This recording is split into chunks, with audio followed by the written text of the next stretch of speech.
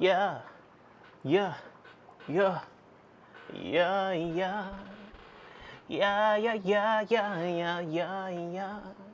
Yeah, yeah, yeah, yeah, yeah, yeah, yeah. What's up, beautiful people? How's it going, everybody in the building? From the window to the wall, I'm here to stream for you all. This is a strange time. It's a strange time. I my power's been out all day, so I kind of had to make do. So my work was definitely disrupted. I felt like hopping on, giving a bit of a midday stream, and then I'm just gonna crank out the work later tonight instead. So kind of do the reverse Uno of what I usually do, which is stream late if I work during the day. Since I already told people, look, it's a clip for me today. Power's out. They're expecting stuff from me later. Shit. Let me just go ahead and stream for a little bit. Jody said, hey, thanks for the early stream. No problem, no problem. I was already contemplating it anyway, but, you know, knowing there's at least going to be some people that wanted an earlier stream. We're with the DJI Labs. I'm continuing my trend of changing the audio source every single stream just to drive as many people insane as possible. I've been doing a lot of work in the room, cleaning up. There's still a pile of stuff. Look, there's all the stuff I piled from around the room that I need to throw out or whatever.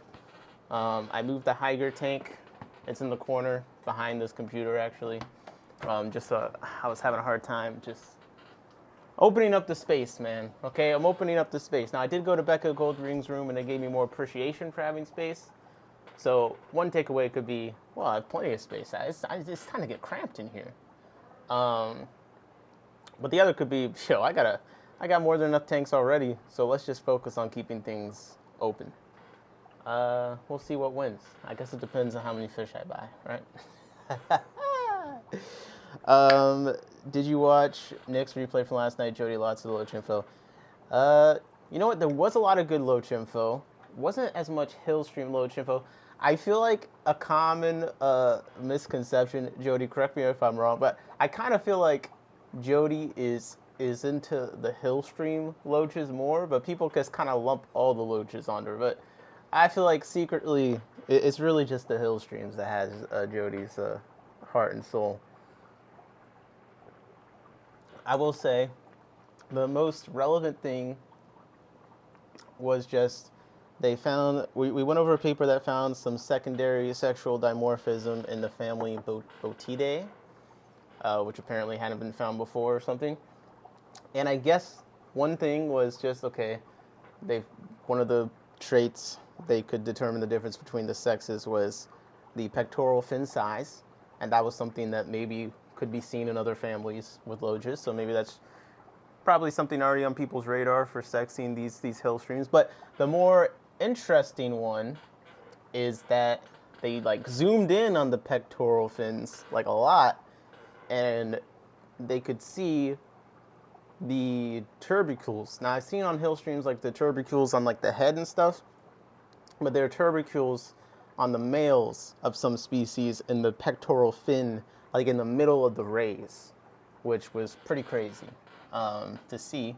So maybe just next time I get some new hill streams, I'm gonna just keep an eye out for these little tubercles. Maybe I'm gonna have to bust out the macro lens and zoom in and see if there's just little bumps and stuff that you can't really see that well. Otherwise, some of the pectoral fin sizes I think would be hard to tell the difference between unless looking from the top view. But yeah, I got my power back on. It's been off all day until like 30 minutes ago. Jesse said, damn it, just lost power. But hey, yo, Jesse, we looked at your swap list the other night. We looked at your swap list the other night. I'm gonna need you. I need to run you some J barbs. I need to run you some J barbs, my guy. All right. You better bring at least how many in a bag? How much for a bag of them? Actually, don't even tell me the price. I don't know. I don't need to know. I just need a bag of J barbs. Aaron is gonna want a bag of J barbs. He's going crazy on the barbs because he's breeding so many of the gold and the blue banded barbs. if you want some blue banded barbs, you should let him know. He's breeding a lot of them. Jody said, if you can figure out how to sex Jin Shaya, let me know. Wait, what? J-barbs? I need J-barbs? Yeah, so listen, I'm going to tell you guys right now, Aaron is secretly about to be the hottest up-and-coming barb breeder on the East Coast. Now, you've seen the tank of like hundreds of gold barbs. Like, okay, whatever. Poverty fish, $2 wholesale, 1 cent wholesale, whatever it is. Well, he's doing that on the Barbus fasciatus, the blue-banded barbs, now too. And he's eyeing the butterfly and the J-barbs. So if he's able to replicate his success as he has on the previous 2 barbs, yeah, Steve gonna have to stay away from the barbs, man. I don't think he got a shot. But J-barbs are pretty freaking cool. I need a bag, Jody. I can get a bag and send them to you. I'm gonna get a bag and send them to you, but we're gonna need to talk about the loaches coming in. Also, Louise posted her new Fish Friday thing, and she got some cool loaches coming in. Who has J-barbs? Jesse, Just One More Fish, got some J-barbs, allegedly. They're in his list for the swap. Yeah, look at this little sly guy in the chat. I do, Jody. Yeah. Can I have a free fish tank? You know what, Ben? You know what, Ben? I'm feeling generous today. I'm feeling generous. So, look, you can make anything a tank, right? So I got a nano tank for you right here. Give me 1 second. Here you go. So this is a rimless POS. Yeah, rimless POS, probably about 0.5 G. This is microwave safe. And honestly, I think you could do a cool nano scape in this. I use it to hold my duckweed as it dries out so I can feed it to worms. Yeah, so it's a rimless POS tank, nano tank. I'm willing to send it to you for the cost of shipping, which is about $100. $100, you can have a free fish tank, just pay for the shipping. And it is microwave safe, so if you want to restart your tank from the ground up, all the microfauna, all the fish, whatever is inside, I recommend the add 30 seconds setting, and I would recommend hitting that button at least 20 times to ensure your tank is cleansed. So that's just for you, Ben. Limited time offer. They do not ship these often. The freight, I hear, is crazy for these rimless tanks. So look, it's just because I rock with you and you rock with me. You've been in the chat for a long time. I do it just for you. But yes, Jesse got the J-barb, so Jesse does ship. So I guess, Jody, you could just buy them yourself. You know what I mean? But bring them all to the swap first, Jesse. We go all to the swap first. Okay. So, should I just go into the main topic for this stream? Or do you guys want to look at... Do I want to look at these freaking 1 or 2 loaches real quick? Because I'm trying to remember what loaches are coming into Tropical Fish Co. Because I want to get at least 2 more species of loaches. And I'm trying to decide which ones they are, but it's mostly going to be determined by which one of my preferred fish sellers has which loaches. I'm not going outside like Moonlight's not getting my money. Like, bro, I got people to support, man. I got people to support. I got a whole engagement pod to carry on my back. Okay, 1 gift card at a time. Jody said, you know, you want to look at loaches. Yeah, I do. You're not wrong. Okay, so the thing about Louise is she's scared of doing the Latin names in that title, which I think is probably just the right. It makes sense. Okay, most people don't care like coming to the store, but we care. One loach that she got in that I liked the look of from the photo she posted is Bufordia granulopinna.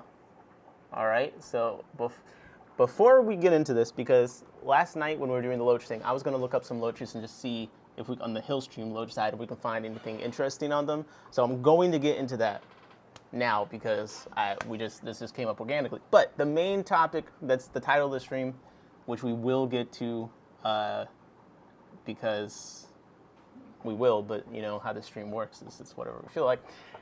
This SHOALconservation.org. I'm not familiar with them previous to this, but they actually have a nice website. I put the links in the description.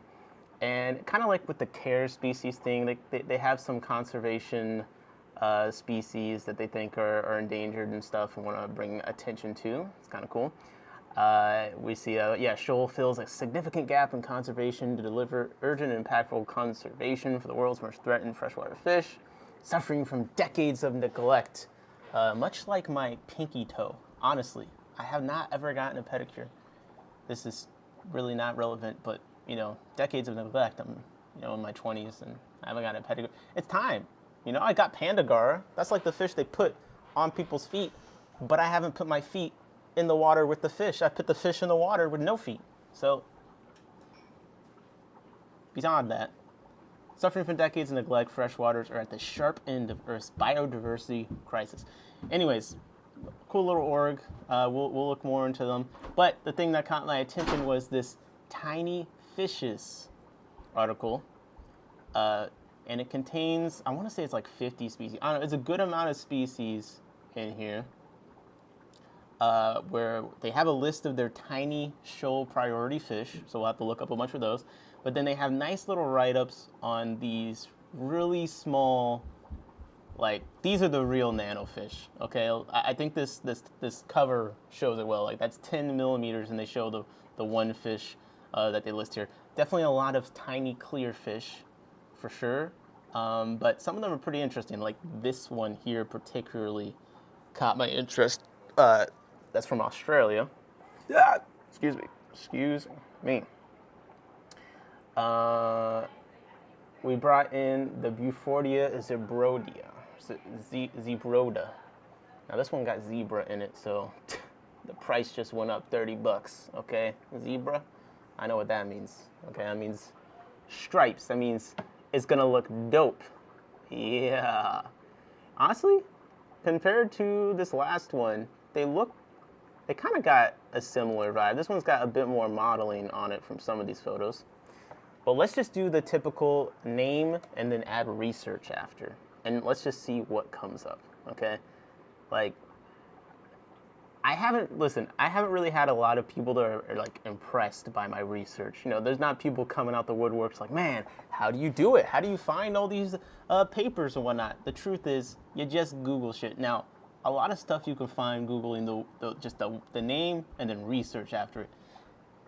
Sometimes, though, you got to spend like 30 minutes Googling different combinations of words to find the right thing because, as you've noticed in these papers, they call normal things strange words, right? So you might be trying to find, I want to find a research paper on slaughtering aquarium fish for sport. You know what I mean? And then you'll be searching that, but you won't be able to find it because the wording that they use in the paper is the evisceration of ornamental fishes. You know what I mean? So sometimes it's just Google, but then also as we go through these papers and you see how they kind of write certain things, you have to use the terms that they use in order to find what you're looking for, I have a contact with someone who can sell me Danionella if I want some. Very cool. JP Jeffrey says, what's up?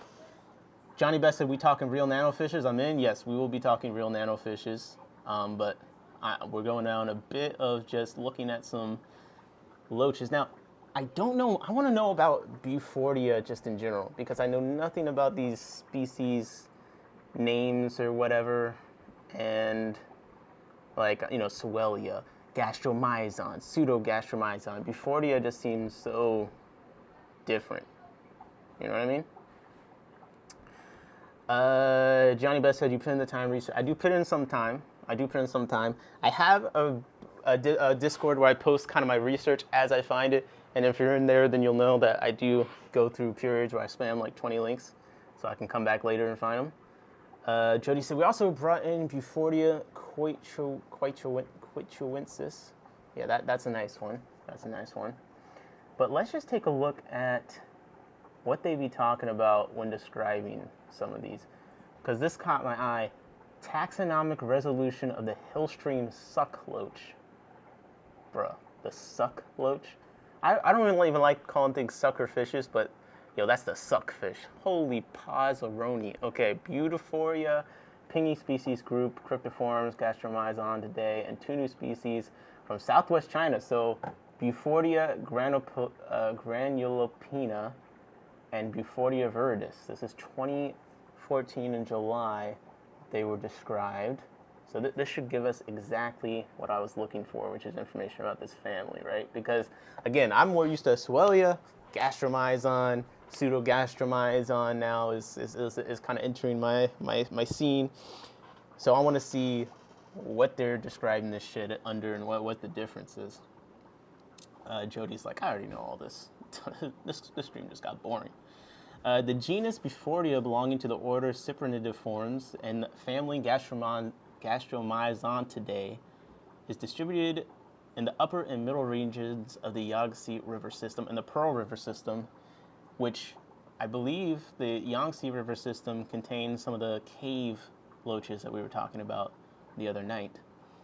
This genus comprises, small benthic species. Benthic, they're living on the bottom of the habitat that inhabit mountain streams to adapt to fast-flowing environments. These rheophilic fish, what the hell? Rheophilic. Oops, I didn't copy the right word. Rheophilic. Isn't there a way to just search? Yeah, look up rheophilic. That did not freaking work. Okay. Rheophilic, an animal that prefers to live in fast-moving water. Wow. Okay. Feels redundant. Okay. To adapt to fast-flowing environments, these rheophilic fish have undergone significant morphological specializations: a compressed body, a flattened ventral surface, and greatly expanded paired fins, forming a suction cup-like structure. So that's why they the suck loach, huh? Holy. These adaptations enable them to adhere to a rocky substrate, resisting the currents while feeding on algae and invertebrates. I need to do more testing on the hill streams eating isopods. I feel like the baby isopods are going to be a critical food for me feeding some things, including, I'm hoping, some of like the hypencistrus, like the meteor eating plecos. I kind of wonder if they'd be a nice invertebrate, because you got the scuds and stuff, but man, these isopods are so much easier to eat, you know what I mean? And easier for me to catch and breed and stuff, so I'm about to go hard on just like mass producing them in a bit, but I haven't even had time.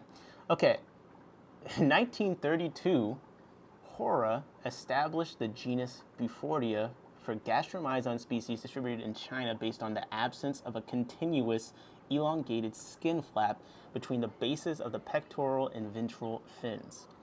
Other characteristics of this genus, as defined by Hora, included small gill openings restricted to above the pectoral fins, the posterior or edges of the ventral fins fused into a fin disc, a mouth slit smaller than 1/3 of the head width, and pectoral fins extending beyond the origin of the ventral fins.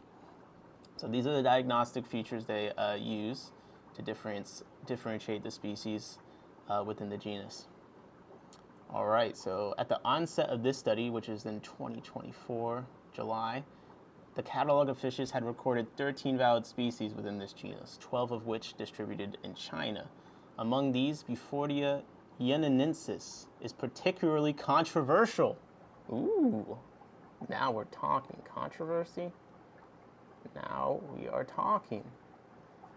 It's particularly controversial. It was initially classified under the genus Paraprotomyzon. Well, that is a new one to me. Paraprotomyzon. Let's look up Bufordia yenenensis, because I want to understand what's going on here. It's going to just show us like photos of all the other Bufordias, because I don't think this one is probably as pictured. Jody said those are cool. You know of this one? Bufordia. I need the link to that that Google spreadsheet again. I need to find that. I need to go through our message history and find that because this is probably on there. This is probably on there.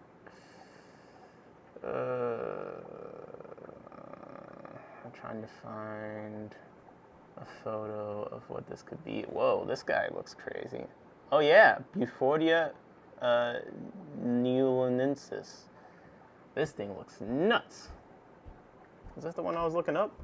Yeah, it is. It kind of looks like the Genesha. Like that's what it reminds me of. Now this looks like a dead specimen, which is unfortunate because it's harder to tell what the coloration is. Joey said talking paraprotomizon. Okay, you're just ahead of the things that I'm looking at. Paraprotomizon. Yeah. Paraprotomizon. I don't think I've ever seen. Ooh, paraprotomizon, a genus of. Okay, so we got Paraprotomizon multifasciatus. So these kind of look more like the clown loach. Some of them kind of give me more of the. Bro, how does the Google search thing have a preview image but then not show it? Okay, that might just be the wrong image. Ah, okay, here we go. Here we go. Google was just showing me incorrect imaging, and now it doesn't want to open up the Instagram post, but these do look pretty cool. These do look pretty cool. These are like the ones you see on the Facebook videos where people are commenting like, is that real? Because it looks so pretty. Okay, so it was initially classified under Paraprotomizon. It was later reassigned to Bufordia. All right. Let us continue on here to something a little bit more relevant. Here you can see this. I always appreciate this stuff. If you're looking up loaches and trying to learn more about their environments, like this is nice. So here's a table of collection localities and accession numbers of molecular samples. Mix it, oh cool, the yellow fins. Yeah, I do like the yellow fins quite a bit. I would post the link to this paper in the chat, but the link is too long, so it's not posting. But so we see Bufordia granulopina. They sampled it in the Pearl River system, and then they have it by county here. In the Pearl River system, it looks like they also found Bufordia pingi, viridis. Then in Red River, lower reaches north of Bank, we see Bufordia zebroida, which a tropical fish co apparently is getting in soon, which this is the reason we're in this paper, learning about this genus. In the Pearl River, we have Bufordia quaishanensis. In the Pearl River, the Yangtze River, we have Bufordia shonsenensis, Bufordia neolenensis. And in the Pearl River upper reaches, we got Bufordia polypus. And then down here in the Yangtze River, again, we got Bufordia CF shonsenensis. So CF means they're not totally sure, I believe. We have zebroida now. They're part of the newest import for Monday. Let's go. When next time I do a new arrivals thing, like maybe the week of January, because you guys ship 5th again, like I want to do a new arrivals and have like actual people from the places show us the new arrivals. So you got to hop on and show us these loaches. Okay, this is what I came here for, the pictures. Okay, so this is Bufordia granulopina. And you see some of the tubercles here do go onto the pectoral fins in this photo. So that could be something to look at for sexing them potentially. Now, in some species, the male and females both have them, so obviously I have no idea. But just that paper gave me an idea of looking in more places and just kind of seeing, if you zoom in on stuff, maybe you see more. But these are pretty aggressive bumps. Like, this is kind of giving me the little pimples on there. Nope. We got an early juvenile and a subadult. Man, loaches really, they got to grow up before they really come into their looks. Like this versus this, it's crazy. Like, this is like the guy she told you not to worry about, and this is you. Subadult. Okay. Okay. We got the descriptions of these, and then here we got Bufordia granulopinna.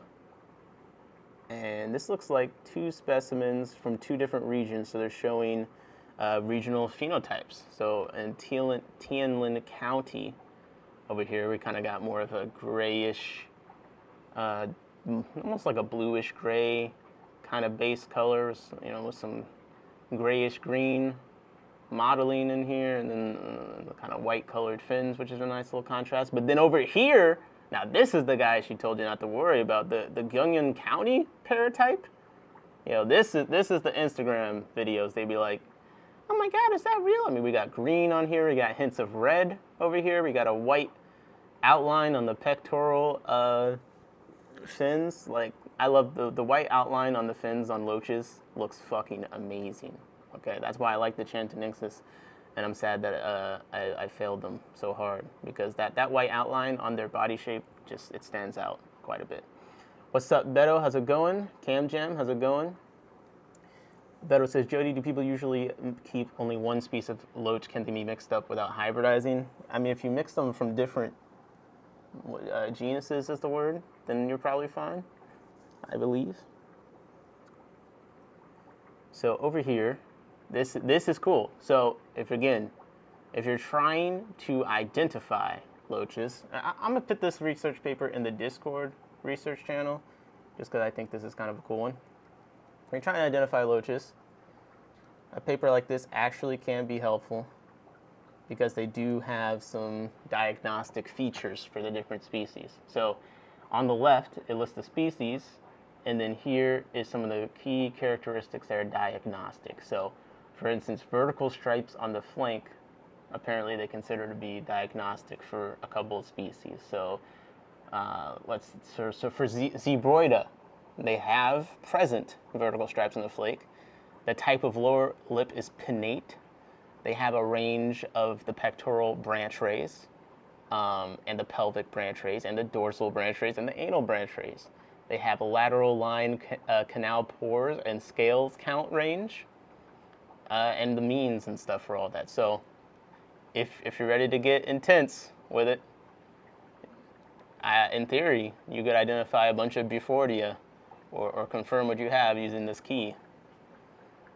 Don't keep Sowelia species together, and gastromyzon can hybridize. What's up, Nona? How's it coming, man? How's it coming? Nona G is my grandma from the UK.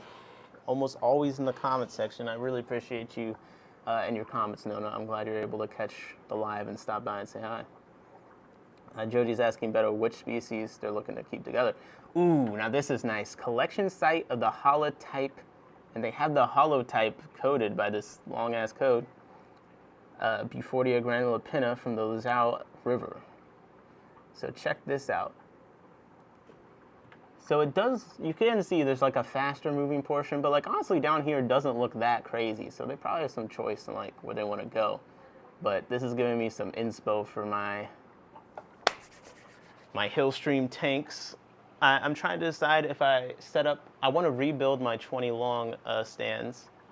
And I'm trying to decide if I get a new 20 long, make that the Hillstream thing, or if I just convert an existing 20 long, or if I convert one of my low boys to a Hillstream tank. The problem is most of my low boys, the place that they're at, I don't think would be the best for viewing them, and also they have a bunch of stuff in it that I don't feel like catching and moving. So I think the 20 long is probably where I'm going with it, unless I get a 40 breeder or something. But I don't know where I put that. Anyways, I'm just yapping at this point. Notice it says honor and a blessing. No, honor and blessing to have you here. So I like the big stones and all the gravel. I mean, this is how I've been making my tanks anyway, with all these stones. We got some more measurements. Now this is what I was trying to look at what the lip type is. So they're calling this a pinnate lip type. Pinnate type lower lip of the Bufordia pingi species, elongated with lower lip on both sides being multi-lobe bed, typically comprising more than 3 lobes with deep divisions. The extremities of the lower lip extend to the corners of the mouth with several wart-like protrusions present on the extended parts. The red lines that they have here outlines the left side of the lower lip contour. The red arrow indicates the position of ventral head sensory canal pores located anterior to the origin of the pectoral fins. So, see these arrows? There's tiny little dots here.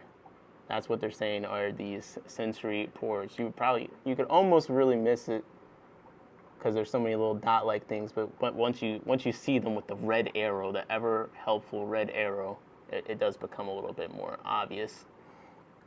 I'm trying to see these. So this outline of the lip here, lower lip contour. I'm just trying to see what they count there. So A is Burfordia pingi. B is Burfordia zebroida. Ooh, okay, hold up. So I'm gonna be talking to Jody, but I feel like she probably has read a lot of the stuff that I'm gonna be fascinated by. But now that I'm seeing, okay, so A, Burfordia pingi, B is zebroida, C is verdus, and B is granula pina. They really do have some significantly different mouths here. Like, I see why this is getting some emphasis. Because the zebroida, like this whole structure looks totally different. And you see how they're outlining what they call the lower lip contour. Like this does have a different, so that I think this is what they're calling the lobes. So with the pingi, they say the lower lip on both sides being multilobed, comprising more than 3 lobes with deep divisions. So you can see it like 1, 2, 3, 4, 5, 6. I think this is what they're calling the lobes, while the zebroida has like 3. This one, C, verdus, has like even more. 1, 2, 3, 4, 5, 6, 7. And D has 1, 2, 3, 4, 5, 6. But I could definitely see how this would be helpful in potentially identifying some loaches. Wow. Nick says, what's up, Nona? I'm in Stockholm, Sweden. Across the pond gang, let's go. Okay, so this pinnate type lower lip, I believe, is talking about the number of lobes here is one of the things. Because over here, now they're showing us the dicot type of lower lip of the species outside of the Burfordia pingi group. And it's shorter, with the sides of the lower lip being smooth or featuring 1 to 2 shallow notches. And the ends of the lower lip do not extend to the corner of the mouth. So over here, the lower lip ends go all the way to the corner of the mouth. And then on these species down here, you see there's only 2, basically 1 to 2 big lobes, where these ones, they have all the tiny little lobes. Over here, there's only 1 to 2 big lobes, and then they don't extend all the way to this corner of the mouth. Where you see here, it goes all the way to this corner of the mouth. So 1 to 2 shallow notches. The ends of the lower lip do not extend to the corners of the mouth, but the extension is poor, developed, and lack protrusions. So the red outlines on the left side show the lower lip contour like before. And the red arrows again show the canal pores, the head sensory canal pores here. Just one more piss said nothing like packing swap stuff in the dark. Oh my gosh, man. What you packing stuff already? What you got packing? Okay. Yo, you still selling those racks, by the way? Yo, you still selling those racks, by the way? Okay. Let's see. So this is Burfordia leverti is A.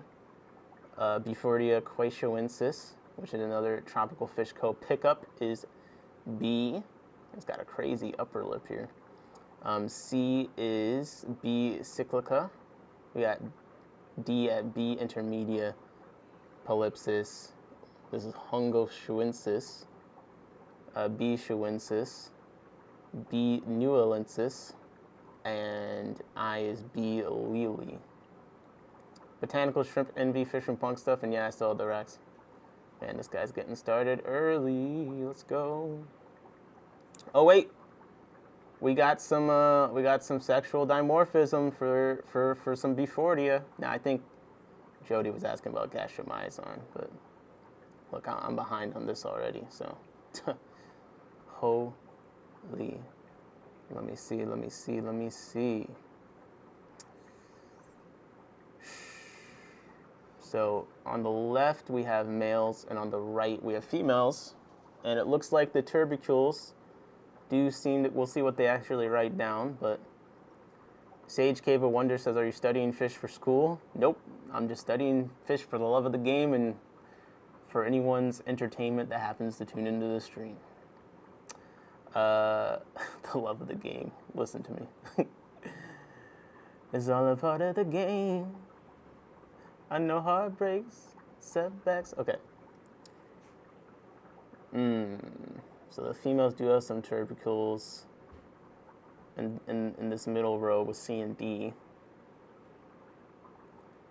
Okay, and then on E they have some, it looks like the top row with A and B, it's got the most differences.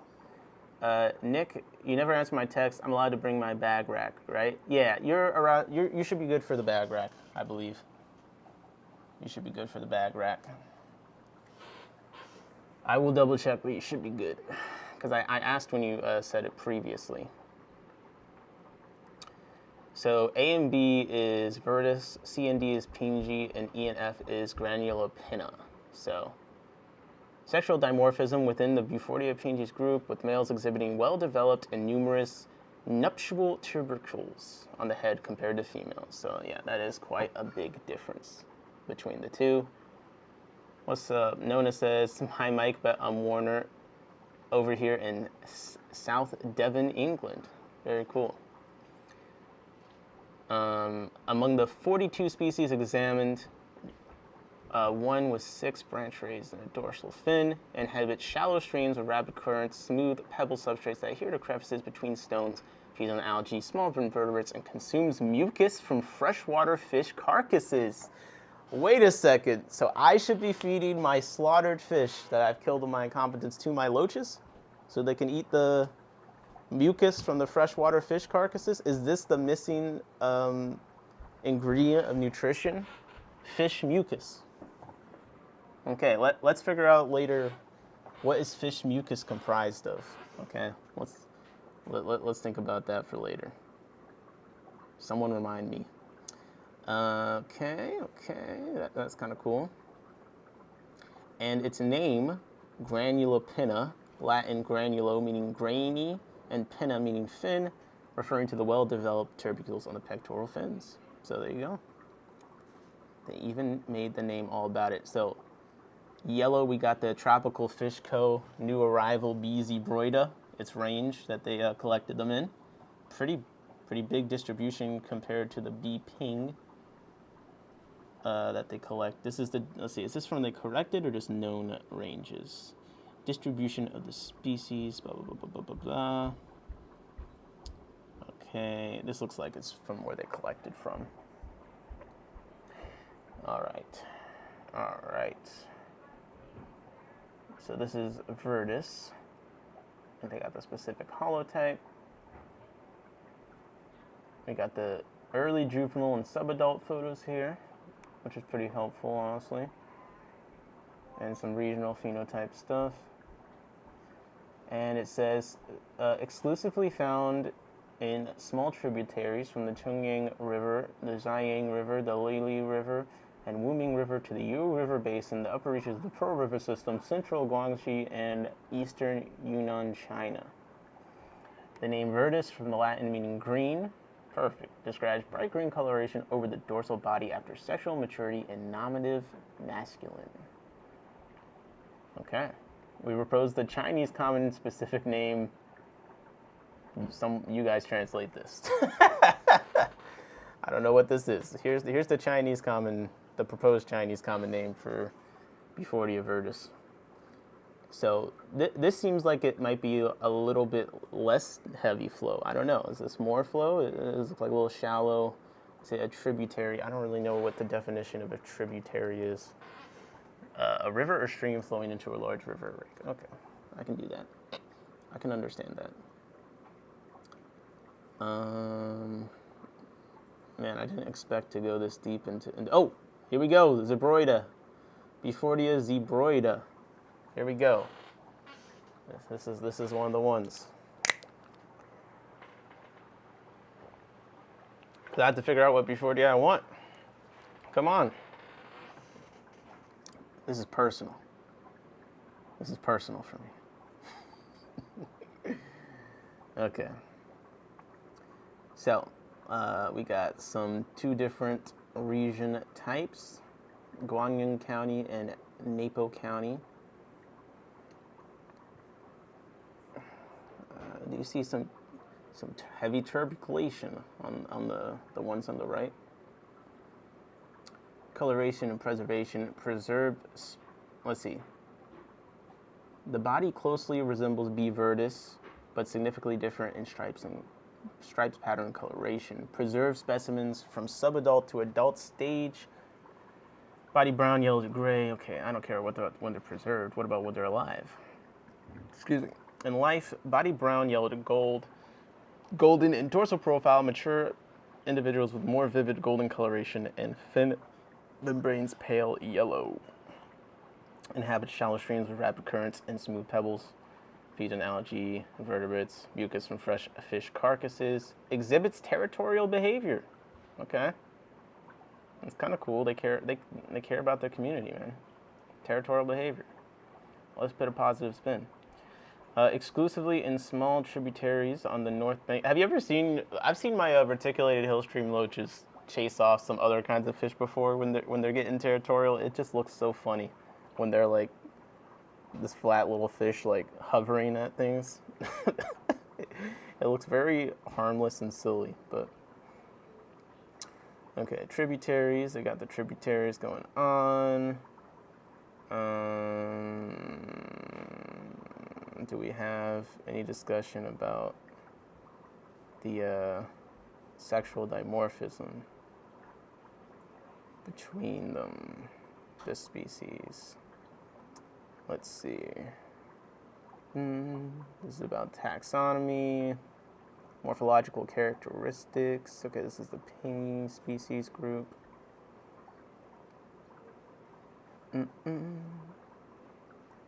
So they were Gastromyzon pingy zebroidus. They were described in 1930. Described Gastromyzon pingy with a single type specimen collected from the Dongjuoi River along the China-Vietnam border. Since its publication, no further records of the species have been found in that basin, despite multiple surveys in Longzhou County. The species was not rediscovered, and the local rivers, mostly altered by human activities and facing severe bioinvasions, reduced the habitat suitable for gastromyzonids. In the original description, they distinguished the subspecies by anal pores proximity to the posterior edge of the ventral fins. All right.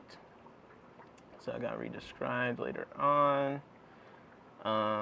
In 2012, Codalet 2012 recognized B. zebroidus as a valid species, changing the suffix to -a and synonymized with B. fasciolata, B. multicellata, and B. triocellata, collected from the China-Vietnam border with B. zebroida.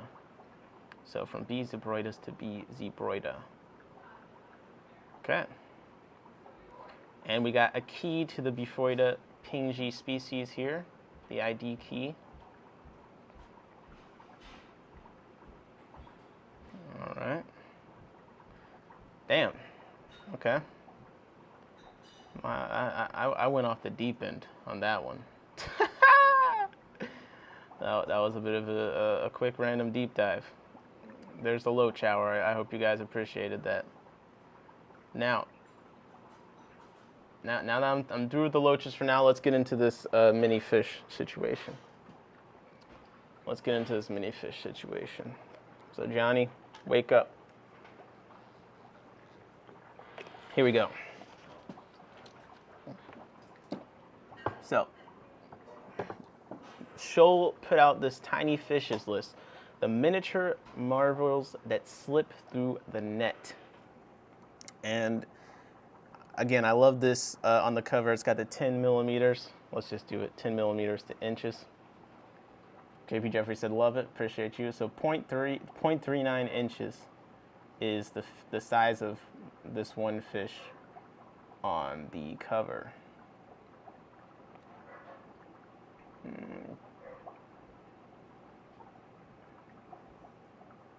There. Yo, they put a picture of this fish jacked up. Yo. Okay. So starting out 0.4 inches basically. You can see how small the rest of these are. Oh, this fish looks sick. That looks sick. I hope that looks like a killifish. And they got some great photos in here. So this is a cobalt blue goby. Photo credited to Peter McGuire. And let's get into this. So they have a whole intro on why tiny fish matter. Even though they rarely feature in documentaries, they play an outsized role in how rivers, streams, wetlands, and springs function. Tiny fishes isn't a technical term. It's simply a way of acknowledging the huge number of species that most of us would call tiny, that would fit in the palm of a child's hand. For the purposes of the report, we're going no longer than 40 millimeters, which is 1.5 inches. So yes, this should all be tiny fishes. Jody said, I want that goby. A file ready for the pan. The pan. Okay. They live in forest pools no bigger than a puddle, in limestone springs, in swamps, and fast-flowing tributaries. They're incredibly diverse, frequently restricted to ranges that match their tiny size, and often sit right at the heart of the ecosystems they inhabit. Small fishes are the most sensitive to environmental change because of their short lifespans, limited ranges, and reliance on highly specific habitats. They respond quickly to shifts in water quality, flow, and vegetation cover. This makes them excellent bioindicators. Where tiny fishes thrive, chances are the water is clean, oxygenated, structurally complex enough to provide a safe haven. But that sensitivity also means tiny fishes are among the first species to disappear when freshwater habitats decline. Environmental changes can wipe out entire populations with alarming speed. Many tiny fishes, including 295 from SHOAL priority fish lists, are already classified as endangered or critically endangered. The positive spin, though, is that their restricted range means very little physical space is needed to ensure the species are given conditions to thrive. If you can save the habitat, you can save the fish.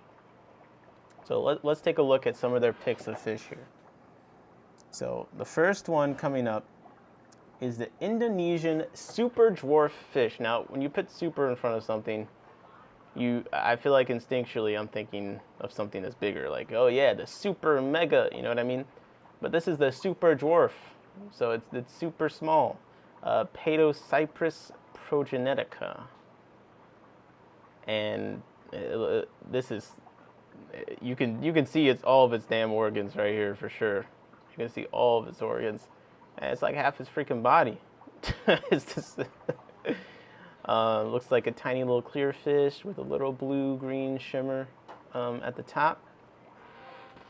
They say its red list status is near threatened, and it's coming in at 10 millimeters. So this is the one at the top that is like 0.4 inches.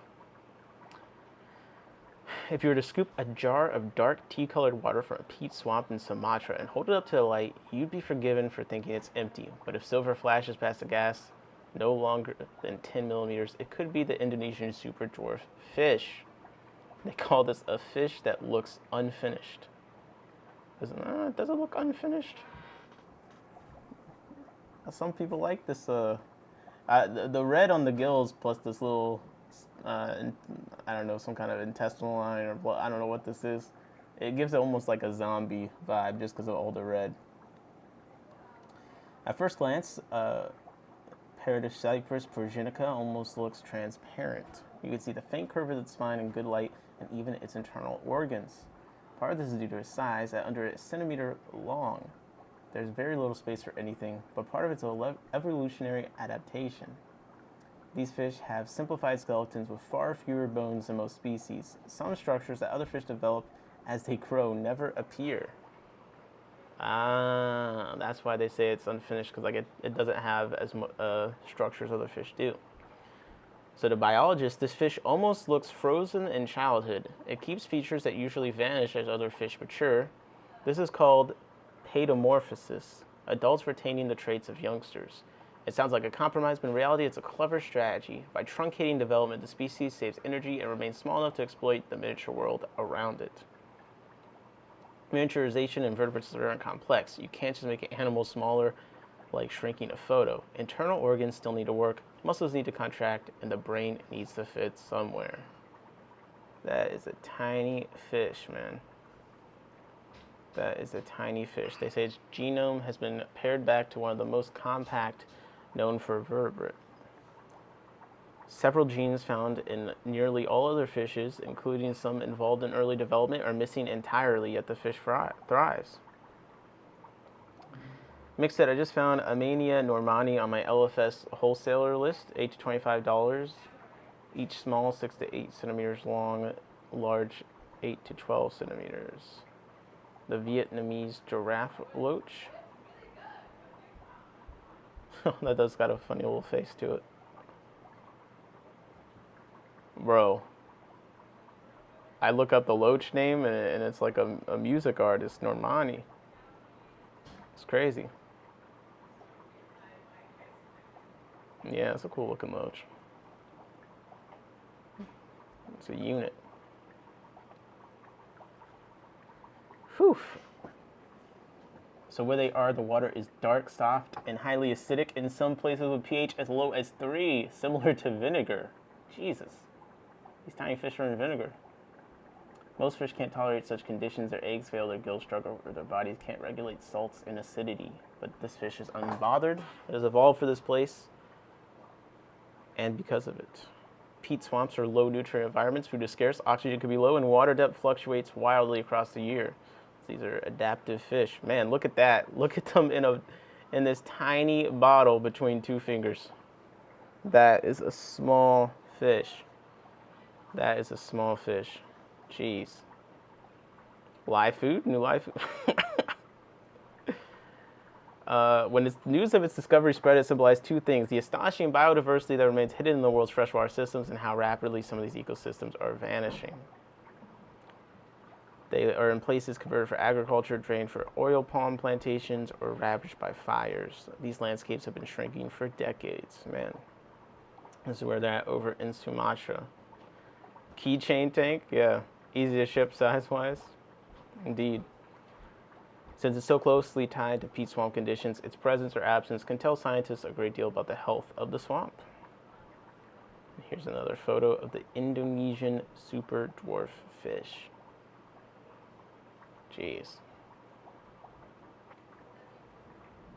Yeah, that is a small fish, man. I put the link to this in the chat. Ooh, Johnny said just got a list with Biotochus operculus. You better order that bitch immediately. I need this fish, Johnny. I need this fish. I need this fish. Don't fail me now. Don't fail me now. That's very exciting. I just put the link to this in the chat because I'm not going to read word for word the entire thing. You guys should check it out. Like, they have very nice write-ups on each fish, including like some nice photos like this of the environment. So you see the left is the typical peat swamp forest home, and the right is a drained and destroyed peat swamp home to this fish. So you can see it's usually a bit more flooded. These are near threatened. Okay. And a miniature frog that measures up to 7 millimeters was described.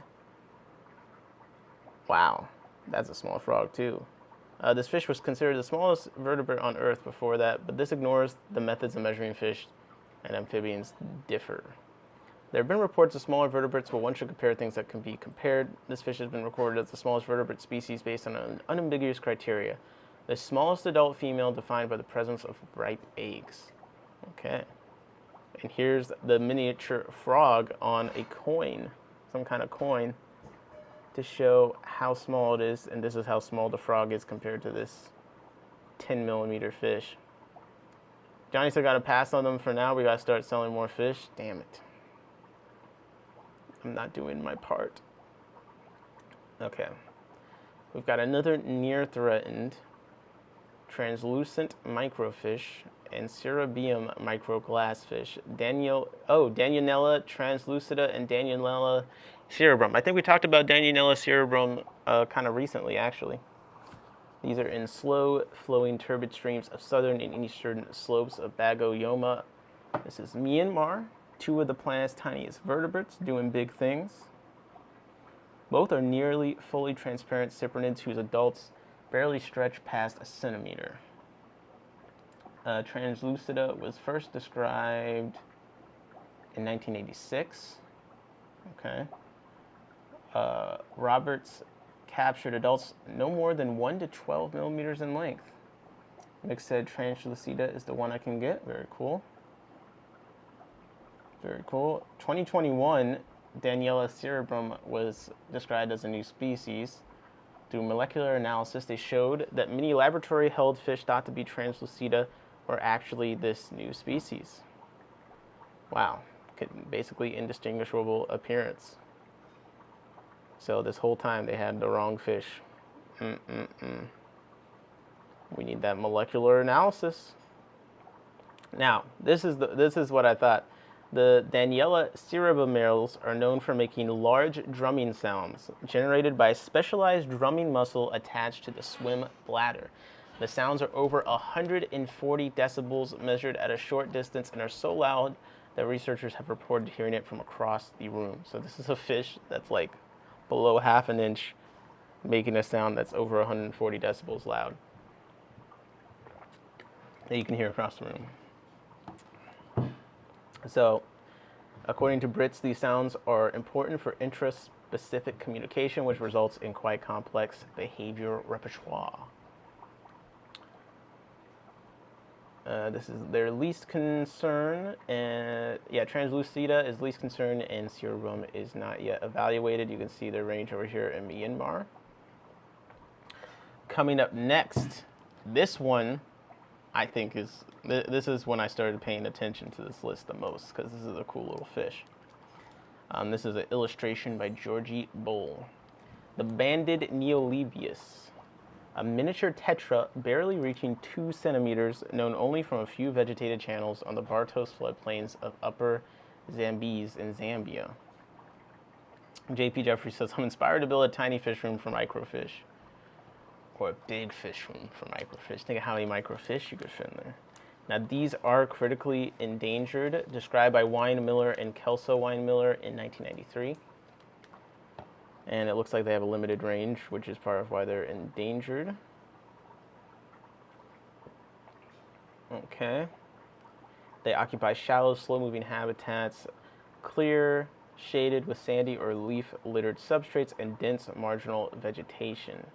This fish sits within the micro-world of forest streams and floodplain pools, places defined by twisted roots, submerged leaves, and the perfect kind of structural complexity for tiny fish to hide in. These environments function as nurseries, corridors, and refuge areas for a wide range of small-bodied fish. So it doesn't look like there's as much known about this fish as some of the other ones on this list.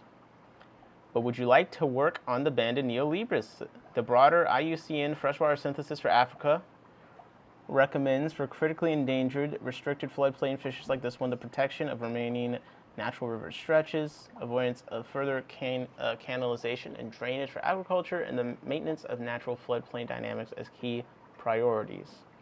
If you're able to propose a conservation project, we would love to hear from you. Abe said no actual picture of that one, just the illustration.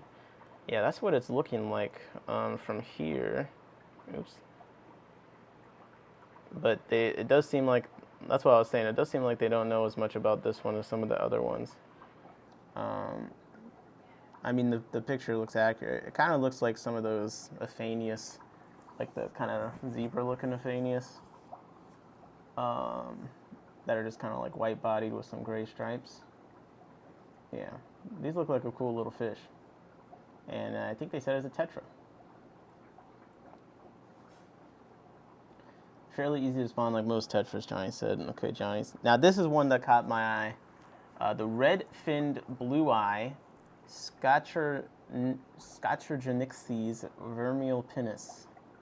The red-finned blue eye is a paradox of fish. Ooh. One of Australia's smallest vertebrates. So this is another reason why I was interested. Like, ooh, Australia. Burdened with some of the continent's most disproportionate conservation challenges, endemic to just a handful of artisan springs on the remote western edge of Queensland Lake Erie Basin. It survives in an environment so geographically restricted and hydraulically singular that any disturbance can drastically affect the population. Its story has become one of Australia's flagship examples of how freshwater species can tip towards extinction and how painstaking and often unconventional conservation work can pull them back. So this is critically endangered, described by Ivan Stoff in 1991. The species name literally means spring fish with red fins. Formerly described in 1991, it's the sole species of its genus and the smallest Australian freshwater fish, with adults only growing 25 millimeters in length, which is just under 1 inch. So it has a very small range, just a few springs, with sparsely vegetated shallow wetlands that are less than 80 millimeters deep and often only 5 millimeters deep. So the water is barely deeper than the damn fish. So its threats are microendemism, puts the species and other endemics there in a precarious situation. Sensitive to all these changes, plus highly invasive eastern gambusia, introduced from the USA. It was introduced in a disastrous bid to control the mosquito population, but it competes with them for food and habitat, display aggressive behavior such as fin nipping, and probably eat eggs and newborns of the red fin blue eyes and other native fish. So I thought this one's kind of cool.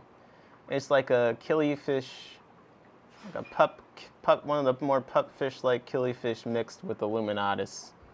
So probably a lot uglier than it could have been. I wonder what its like most ideal look it looks like, but I mean, it's a cool little fish. What's up, couple fish? Mick said, my nerdy friend at my LFS got the Neolibria sangsorgi, if I remember correctly. Awesome. Very awesome. Hope you're doing good, Connor. All right. Now we're getting into the gobies. Let's go. Let's freaking go. 8 millimeters in length. 0.7 inches. We got the Triconida dwarf goby, Ecnomendixes triconis. This is an endangered, not critically endangered. We've had a slew of critically endangered these last few ones, so at least this one's just normally endangered. Now, a goby this small is pretty cute. It's pretty cute. How big do bumblebee gobies get? Because that's when I think of small gobies, I think of them. Let's see, what does Aquatic Arts list the size here? 1.2 inches. Okay, so it's just a little bit. It's almost half the size of the. Wait, a goby so tiny that females can be mature at just 18 millimeters in length. What's its max length though? First described in 1990 by Echonimbidis and Miller, the Tricondia dwarf goby belongs to a distinctive group of freshwater gobies whose distribution mirrors the fragmented geological history of western Greece. Its entire known range lies within the lower Archelos River basin, including lakes Triconida and Lysimachia, both among the clearest and deepest lakes in Greece, where it finds refuge in their shallow vegetated shorelines. It's a sociable little species and tends to be most common where submerged vegetation is thickest.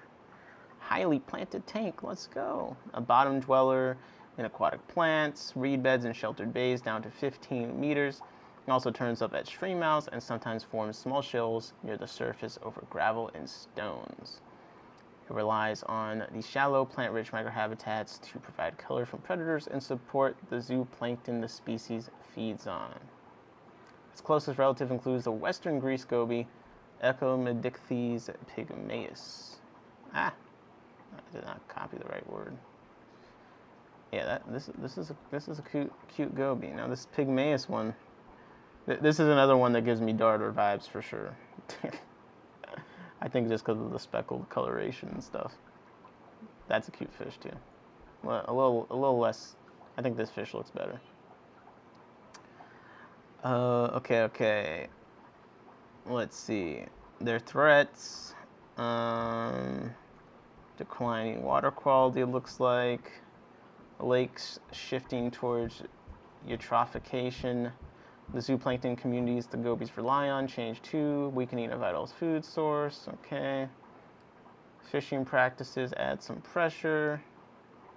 So they're confined to vulnerable lake systems, but there's no species-specific legal protection. Yeah, this is a cool one. This is a cool one. Let me just Google the species on its own. Look at that. And the hand is tiny. No, that's the wrong picture. Yeah, that's tiny. Tiny little goby. All right, what they cooking up for? Okay, I'm not reading the least killifish entry. Okay, you guys can read this one. I'm not. This is the least killifish. This is too known for me. Now we're talking. The Bamilic killi, Aphysimian bamilicorum. Now we're talking an Aphysimian that looks like an annual. This thing looks like a Northo to me. With that face. This is another illustration. Let's see if we can Google and find a picture of this. Okay, this looks like one of the more optimistic photos. I'll go with this. Yeah, okay. You know, I like the bluish red coloration on the killies. So I'm on board with this. I'm on board with this already. Let's see what's up with this guy. Is this one of the endangered ones? Okay, it says endangered, but not critically. Is a small stream-dwelling freshwater fish endemic to the upper Sangha River system in western Cameroon, occurring only within a restricted area of highland savannas and mountainous brooks. Its range includes fast-flowing streams and headwaters where waters are cool, clear, and well oxygenated. Because of a very small geographic range, with an area of occupancy of less than 500 kilometers and the fragmented nature of upland stream systems, the species likely occurs in small, isolated subpopulations.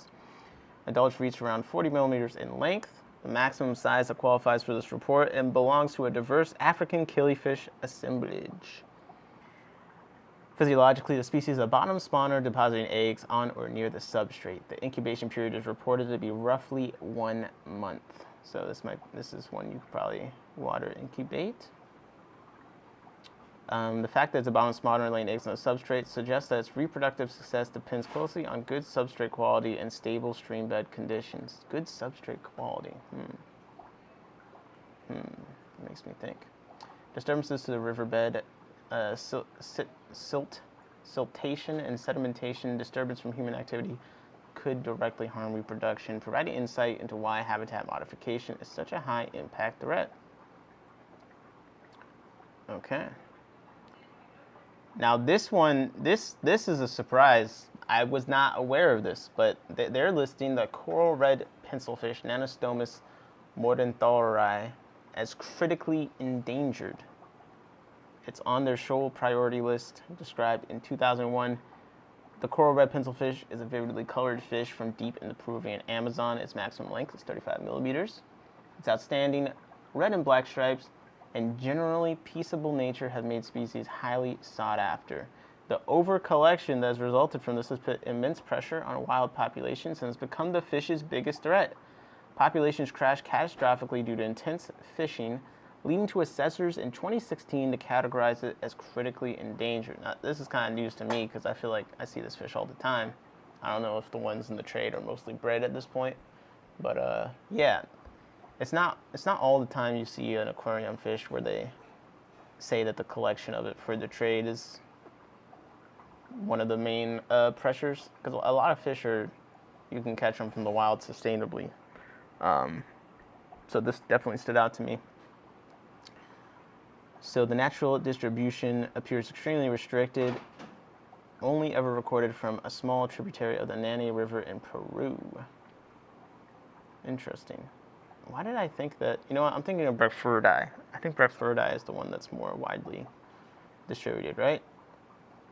Mick, you would know. Mick says, I see Mortenthaleri on my list here. Okay. Despite the species' critically endangered status, there's good news. It's now bred in captivity, which has lessened the demand for wild-caught individuals. Although there has been no formal assessment since 2014, it's hoped that an increased supply of captive-bred individuals has eased the pressure on wild populations. But because of its tiny range, which isn't in a protected area, any disturbance to the habitat could have disastrous effect. 27 to 30 bucks each, Mick said? Damn. I think it's like a $15 to $18 fish over here. 15 to 18. The 4 red pencils are always on Peru list, Johnny said. Yeah, they seem like they're pretty much around. The coral red pencilfish represents one of the most spectacular examples of coloration among pencilfish, yet its natural distribution is tiny, and its existence in the wild teeters on a knife edge. This is competing with the the other voiceover script. They're getting really descriptive with this. Okay. Efforts to breed them offer hope. If those efforts are expanded, they may relieve wild collection pressure. It seems like habitat loss is the big concern with these. All right, this is the fish that they only got like it. I don't know if this is just how it looks, but this fish looks kind of jacked up to me. It looks kind of jacked up. We got some little things hanging off here. We got a little fringe on the tail. It looks crooked, like a crooked spine to me. Priocharex conwai, Priocharex phasma, and Priocharex rex. Miniature king tetra is the rex one. I'm gonna look up that one just because I'm curious. Yeah, there's a lot of clear fish on this list. So this is from the Amazons. So these are another ones where their lateral line system is never fully mature. Their pectoral fins lack the bony rays that would normally appear as fish transitions out of larval stage, and parts of the skull remain only partially ossified. 3 characteristics are not signs of immaturity, but the defining morphology of the adult fish. So this is more developmental truncation like the earlier mini fish that we looked at. This is P. Conway by George Maddox with the photo. Tiny little clear fish. What's the size? Maximum length for the 3 species they list here is 19 millimeters, 14 millimeters, and 20 millimeters. And their status is not yet assessed. And it looks like some of them were described as recently as 2024 and 2021. So Pyroscharex conway was described in 2024. So this is pretty new to science, as they say, fish. The ghost tetra, Pyroscharex phasma, comes from floodplain waters where the Tapajos meets the Amazon near the Santorum, including Ilha de Maramatuba and Ilha Nazareth. Adults are around 14 millimeters and almost entirely transparent, giving rise to the name phasma, meaning ghost. This is one of the few Pyroscharex species identifiable by sight alone because of its striking translucence. Like other congeners, it lacks an adipose fin and shows extreme skeletal reduction. Fantastic. We love some skeletal reduction. It looks like it hasn't been assessed, but this is a much wider range than some of the other fish we've looked at, which are like one puddle, or the Australian one, which was like restricted to artisanal springs. Okay, this is one that I was really wanting to look at, I think, from earlier. Because I think this is one that I said looked like a killifish. Okay, this is from the Philippines. Neostethus citiniforus, collected and described in 1937. They're saying this one's critically endangered. Okay. The name... What the hell? The family name is Phallosthethidae, which may give readers familiar with Latin Greek pause, because it means penis-chested. Excuse me. What? The reason lies in a singular striking feature found in a male fish, the the priapium, a unique organ found on the underside of the fish's throat and used for reproduction. It's a highly complex structure consisting of both bony and muscular components derived from the fish's modified pelvic fins, pectoral girdle, and pleural ribs. It is a bilaterally asymmetrical organ, and males can either be sinistral or dextral, left or right side, respectively. So this kind of sounds like the left-sided live bearer situation. That's what this reminds me of. Different tribes and species within the family exhibit different priapium morphologies. Okay. It was described 90 years ago. Since then, it has not been recorded from the lake. Ooh. The chances the species persist are slim, though assessors are still unsure if it is well and truly extinct. Oh man. In the meantime, other threatened species from the genus have been identified as being in need of urgent protection in Robertsi, in Thessa, and in Gymnus. Okay.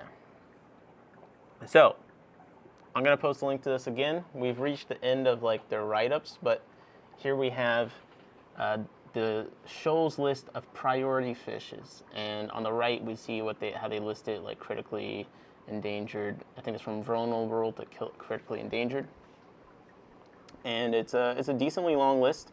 I'm just going to call out a few fish that I actually recognize. And you guys can read along and see what you recognize. So first of all, Aphosemion fulgens is on here as endangered. I like how most of the killifish have no common name. That's hilarious. Let's see. Apistogramma lineata is listed here as endangered. Aphosemion abycinum is listed as endangered. We have Beta albimarginata as endangered. We have Beta burdigala. What was that? Beta burdigala. Ooh. Oh, you know what's cool? Let me know, people that look at lists all the time. I saw my LFS say they had available an API green, and I was not familiar, but now I'm like, this is way better than the normal API beta. Holy, like I actually should go and see if they still have it. They probably don't. They don't really bring in wild type betas that often, but the API I hadn't gotten because I already have the albimarginata, which is a red betta fish. But this is fucking fire, okay? This is fire. All right? This is different enough for me to... Because I have the betta albimarginata. I'm going to have betta rubra out my ass, okay? Because they had a lot more fry than the albimarginata, and the male is holding again. So I'm about to be just... One of my big things with remaking the 20 long racks and stuff is I need some 20 longs dedicated to these wild bettas because the mouth brooders just breed like fucking crazy, okay? And they don't really eat their fry that much. So, like, if I actually want to know how many I have, I need a place to put them all into one spot. Anyways, this API green, I was not familiar with this, but it's fire. It's fire. I don't know what's going on. I don't know if it's a different species or this one says betta Laspis, SP, API, APIJ, but pretty cool.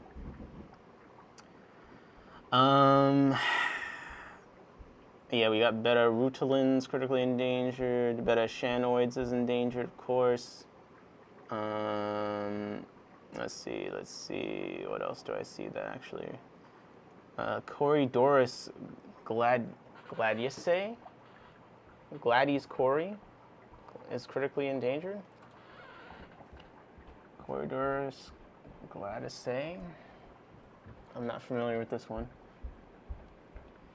Well, it's not a looker. Excuse me. This description from Planet Catfish, which the site is like not loading for me right now, but it says it reminds them of Aspidoris, and I do have to agree that it does kind of have an Aspidoris vibe to them. So this is the Corydoris gladiaceae, which apparently is critically endangered. It has some nice little gold flecks in here. That's nice. I could see that actually looking pretty good on a dark background. I wonder what it would look like on a darker background. Yeah, this is not gonna. That's not what I meant. It was a picture of a preserved specimen. We'll just say it like that. That popped up, and it was on a dark background, but not exactly what I was asking for.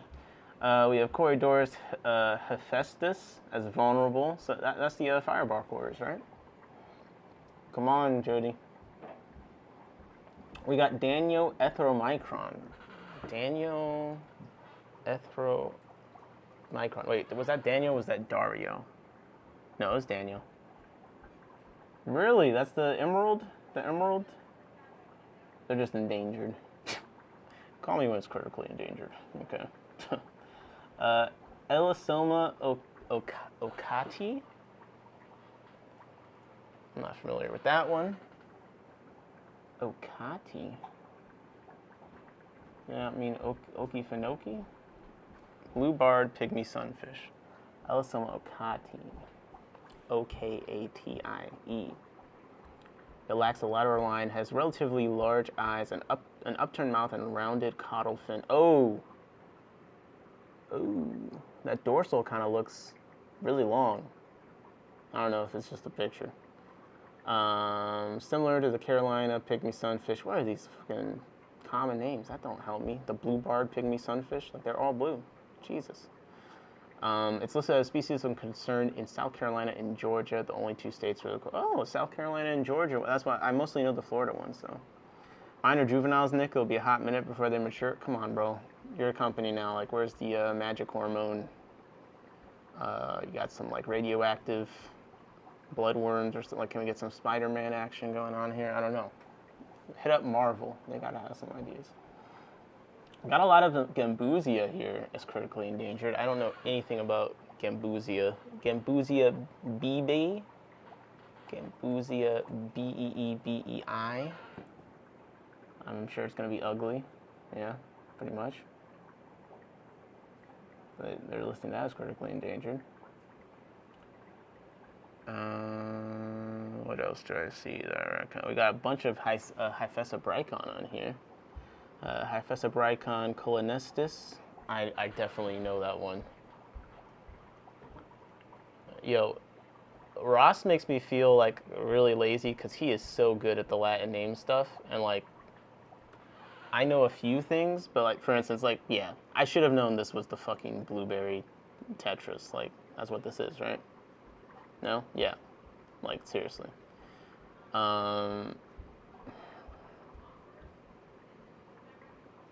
I should have known this one. They're listed as endangered. Flamius is also endangered. I know that one. Procerus is endangered. Gilberto Brasili is they're listed as critically endangered. We need to look at how, like, who assessed all these. If they did their own, or if they're going off of something else. I can't even find that one. Okay. We got some live bearers. We got Latagessia rolafi is critically endangered. There's so many fish with rolafi. Oh, is that the jelly bean tetra? Okay. Aaron's on the case. Don't worry about that one. Don't worry about it. Aaron's on the case. Limias. We got a bunch of limias. We got some micropanchecs. We got some Melitellania wilsoni. Melitellania wilsoni. Bro, I cannot even type right now. 1 second. I gotta have the page side by side for me to. It doesn't let me copy and paste from this, man. Melitellania wilsoni. There we go. There we go. This is like a small little rainbow fish, eh? Fishes of Australia, Melitellania wilsoni. Little rainbow fish. A very small yellowish brown rainbow fish becoming silvery white. Yeah, this is This is another one of those nondescript. Might as well bring up all the licorice gourabi too. Parasiphragmus Projects is a great site. Yeah, I have 2 species of licorice gourami. Becca bred a couple, the Linky, and I got a pair from her. And I had a few that I got from Aquahuna that I still have, but I don't think I had a male. Because when I saw her male, I was like, yeah, I've never seen a fish look like that. Like, it was very obvious that it was a male to me. So I got a pair from her, and then I have the ones I got from the Clash. Here we see the Manastonus, the coral reds on here. We got the Neolebius on here. All a bunch of Northobranchius up on this list. That makes a lot of sense. We got some of the rice, a bunch of the rice fish up on here. And then, yeah, here's like all the, every single licorice gourami possible. There's definitely some dope licorice gourami. Like, if I breed these 2 species, I could see myself getting into some more of the all the different fancy licorice gourami. Pseudomygil luminatus listed here, endangered. Pascae is critically endangered. And Pseudomygil reticulatus is critically endangered. I don't know if I've looked up that one. Reticulatus. Pseudomygil reticulatus. Interesting. It's got a different flavor to it for sure. I like it better than the ones I got from Branton. I forget what they're called. They've committed to this wider body situation. I like this. It's a cool little fish. Pseudomygil reticulatus. That's a cool little. I like that. Well, it's critically endangered, so rip. What else we got going on here? Symphonixes. There's a Phosphorus myri. Oh, okay. So that's basically most of the ones that jump out at me immediately.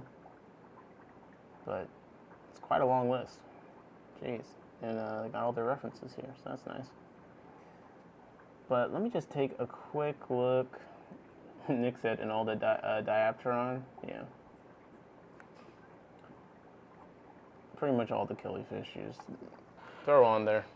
Why not? Let's just take a look at shoal conservation real quick, and then I'm going to hop off, get back to work. I did say this would be a quick one, right? Yeah. I warned you. We're being focused.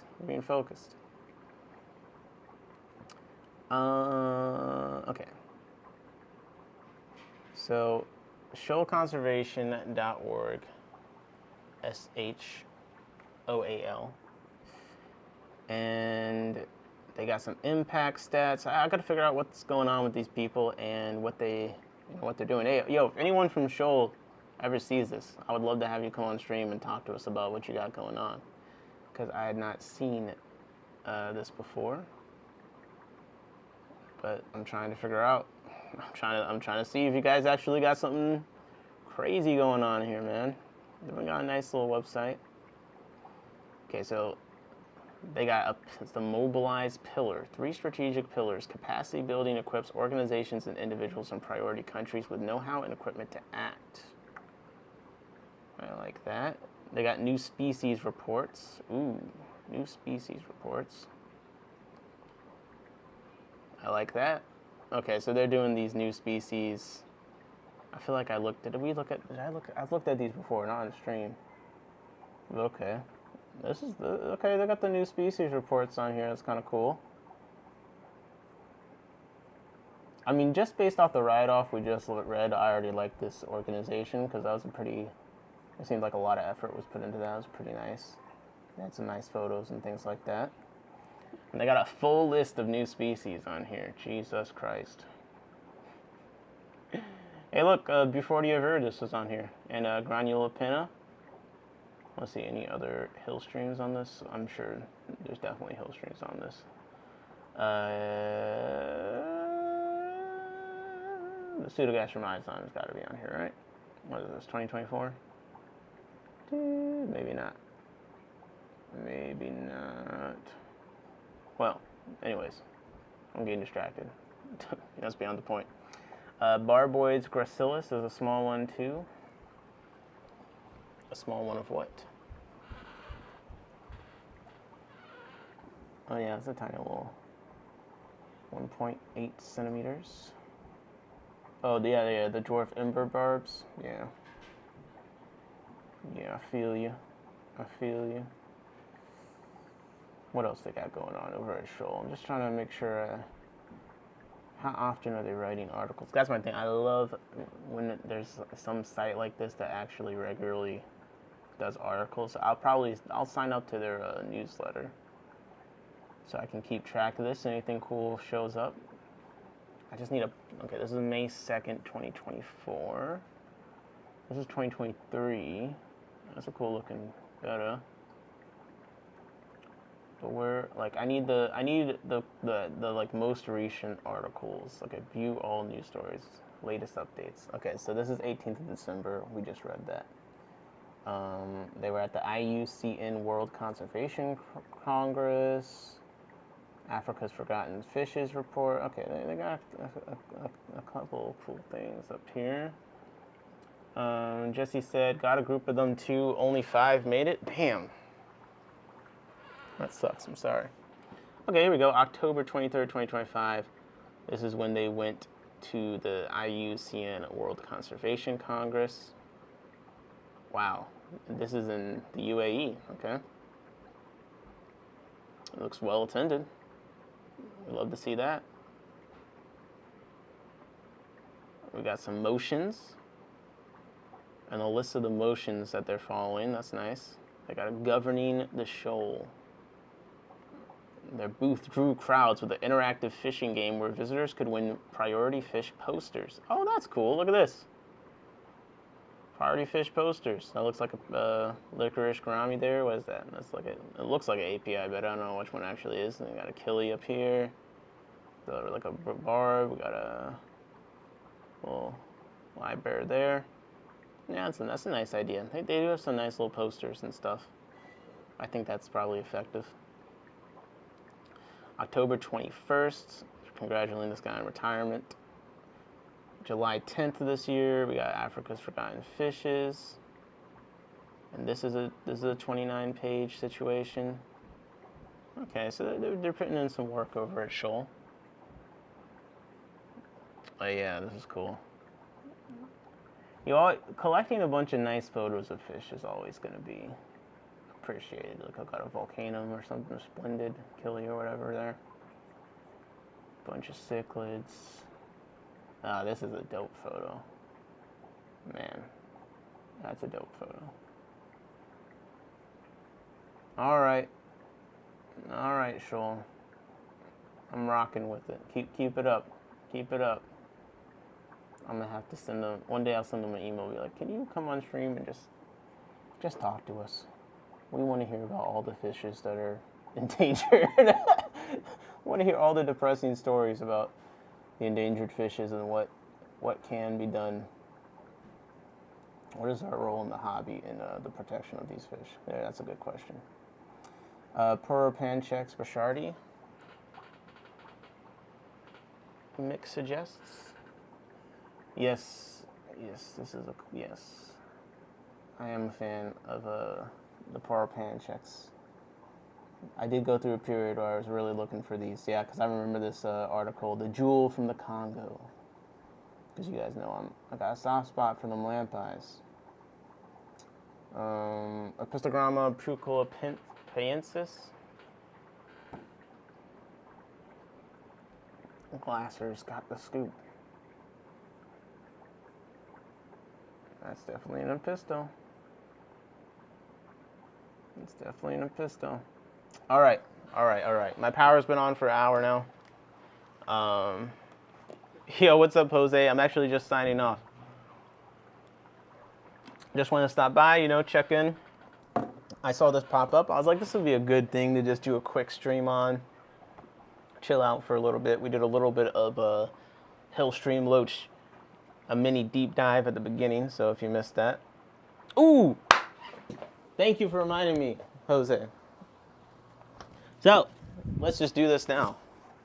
I have received a package from Mr. Joy of Fish Keeping. All right.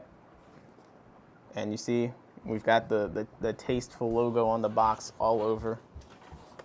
This guy's got class. He's a professional. Let me open this up. Thank you very much, by the way, for sending in this. You know, it's not often people harass you to send you stuff. Like, Jose was harassing me for a bit. He's like, you need to give me your address and stuff so I can send something to you. Maybe that should have been more concerning because, you know, maybe he's trying to destroy me. Okay. But we got a box. No heat pack. Jose, what's going on? I'm not joking. But check this out. Not only is it full of paper, we've got a freaking airbag for the item.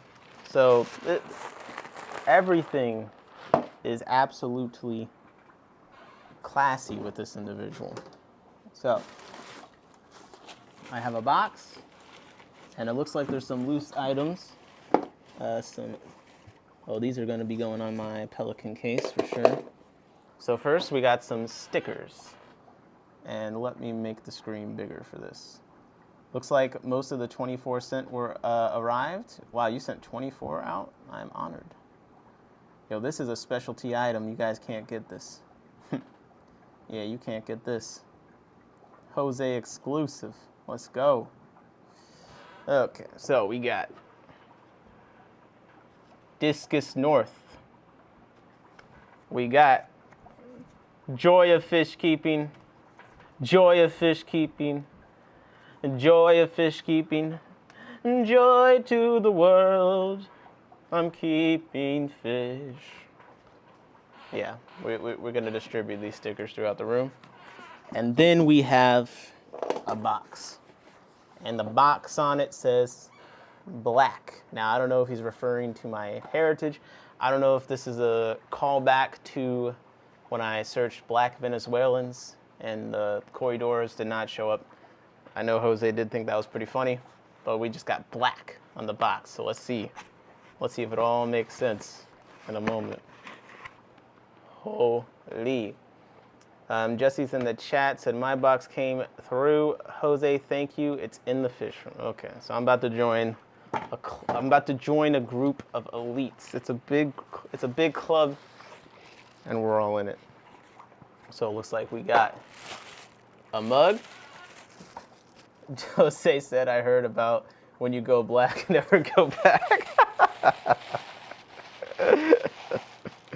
Whoa, man. Check this out. We got the Discus on deck. Now this is a luxury mug for a luxury streamer with the Joy of Fish Keeping logo predominantly on the front with the Discus, and the Discus are around. Thank you very much, Jose. This is pretty. I'll make this my dedicated stream cup when I'm drinking something. And he says those are actually some of my Discus. Yes. Jose is a classy fish keeper with some classy Discus. And now, every time I drink from this mug, I'll remember what I'm aspiring to. So guys, just think of this image. You'll be seeing this a lot more on stream. Blah, blah, blah, blah, blah. Pseudogastromyzon. Aquatic isopods.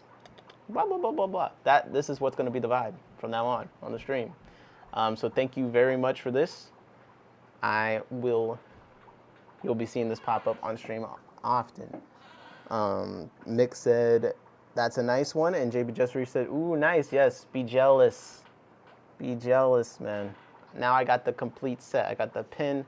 I got the mug. I got the stickers. Holy. Thank you very much, Jose. Very generous and kind of you. Much appreciated. So, with that being said, next time you see me, I'll be drinking out the mug, but I got to get back to work now that my power has been back. And yeah, I stopped in with a quick, Jose said, at least you never got the 3 a.m. breathing call. Not yet. Yeah, I'm not going to count that out. I have no idea. It hasn't been long enough. You never know.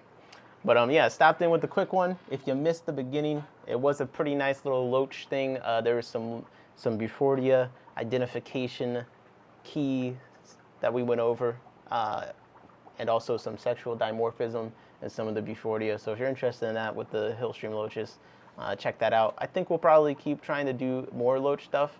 I'm gonna see if there's anything I can find on like the gastromyzon and things like that. But I'm getting some loaches soon one way or another, so just you're gonna have to just tolerate all the loach talk. I know it's a lot to suffer through. But with that being said, this has been In My Tanks, in my fish room, talking to you all, and I will see you guys soon. Swap is this Sunday. Come on, come through if you're in the area, and chill with all the fish friends. JP said thanks for the stream. Thank you guys. Thank you Nona for stopping by. Jose for the great mug. Couple fish hanging out in the chat. Mick, of course, always in there. Jody said thanks for the stream. I gotta stay awake for. No, you're good. Definitely, Jody. You know this one's for you. Okay, we did the early stream. Abe, I saw you jump in there. Johnny Tropical Fish Co. You dropped in here for a bit. I appreciate that. You just wanted to taunt me with the Biotochus opicularis. So I'm going to have to find someone else that's going to be able to steal these fish for me. JP Jeffries, of course, hardest working in the building. Sage Cave of Wonders, appreciate you stopping by. My brother, just one more fish. Always my granny in the UK. Nona G, Cam Jam. Cam Jam, thank you, fam. Johnny Best coming through, as always, for the true microfish. And Ben with the digital begging, digital panhandling for the free fish tank. Everyone wants to give him one. It's not happened yet, but he keeps asking. So, appreciate you guys. I'm headed out. Replay crew, leave your comments as you watch. As always, and I will see you sometime soon in my tanks. Out. Joy to the world, I'm keeping fish. Jose sent me a mug. He's bragging about his discus, the fishes that I misses.